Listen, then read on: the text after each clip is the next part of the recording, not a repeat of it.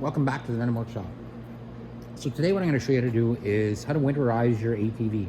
Now, when you winterize it, what you're going to want to do is, first off, I would take care of, make sure that you have between 10 and 15 pounds of air in your tires.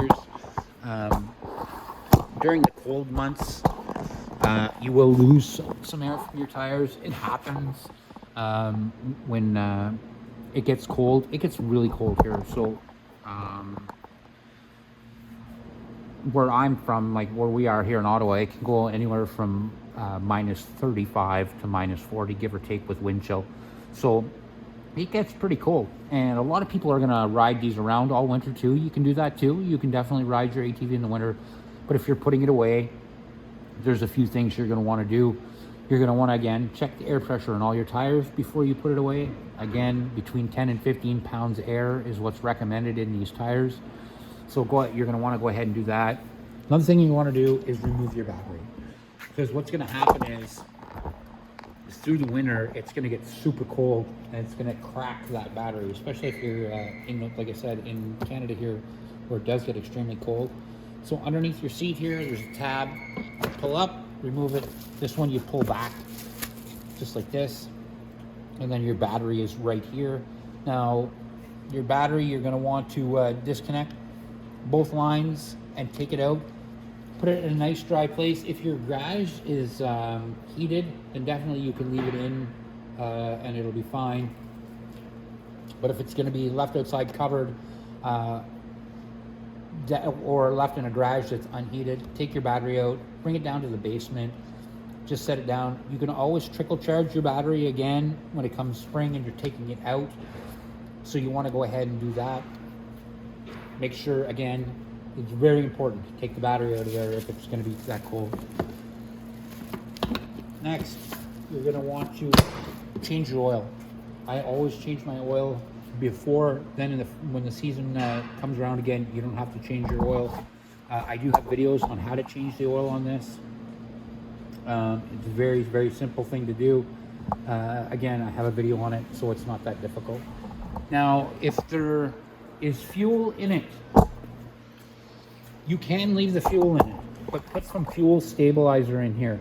And once you put the fuel stabilizer in here, you're also going to want to let it run through the carb, because you don't want to leave old gas in the carb. So if you come down here, you'll see that your carb has a runoff line right here. It comes off the bottom of your carb right here. Now we're going to go to the other side. I'm going to show you why.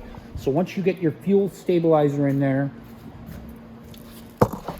what I want you to do is turn this screw counterclockwise until gas starts pouring out of this line.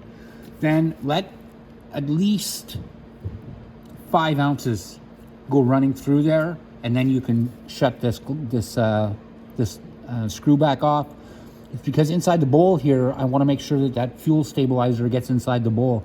You don't want to leave old gas sitting in this carburetor all winter, because what will happen is old deposits will build up down here at the bottom of this bowl, and then it'll start gunking up your jet as soon as you start it in the spring. So you want to, like I said, if you're going to leave gas in it, make sure there's a fuel stabilizer in it. You can buy that at Canadian Tire. You can buy it in any hardware store. Just ask for fuel stabilizer, and they'll know exactly what you're talking about.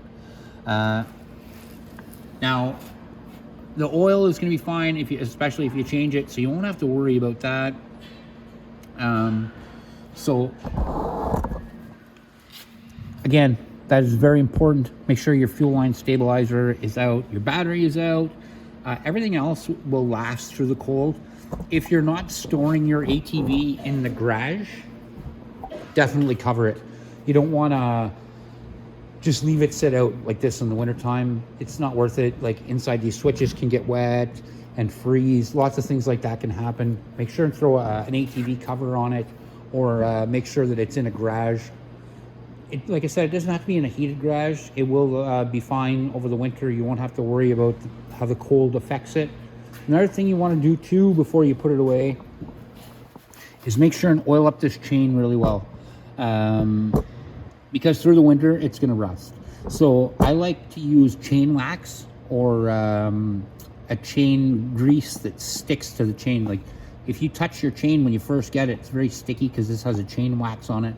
Make sure that you put some chain wax or a good chain spray on it that sticks to it. And you want to make it sure it sticks to it, because you don't want it to all just drip off over the winter, and then it will begin to rust. Make sure and wipe off all water that you see. You don't want to put this away wet. You don't want to have a whole bunch of water on it, because again, through the winter, it's going to rust. You don't want things to rust. So give this all a wipe. If there's some dirt on it, it's not going to hurt it. You just give it like a good quick wipe. It's always best to wash it before you put it away, if you can, and get all the dirt off that you can.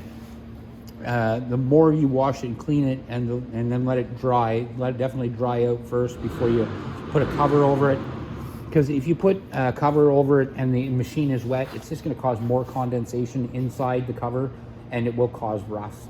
So that's all the things that you really need to take care of to get it winterized. Taking it out, it's going to be the same thing, but this time you're going to put some new gas in it, things like that. Another thing I want you to do is to shut your fuel off. So on this unit here, the fuel shut-off valve is directly behind this fairing right here. I can feel it if I reach up in there. You can catch it. It's the best way to do it right here. Right now my fuel is on. If you pull down, the tab is at the bottom. That's fuel off. So that's where you want that big tab at the bottom on this unit. Well, on the Grizzly too, but you'll see your fuel valve a little bit easier on the Grizzly. But you want to make sure that that's turned off. And once your fuel's turned off, remember in the spring though, you have to turn that fuel back on before you start it.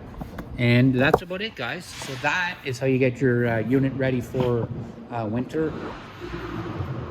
On a lot of these units as well, some of them have grease fittings on the A-arms here. Some don't, some do.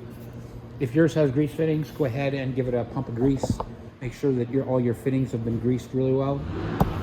And that's it. So that's it, guys. That is how you get your Venom 125cc ATV ready for winter. If you have any questions or concerns, you can definitely call us 855-984-1612, and we'll be happy to answer any questions.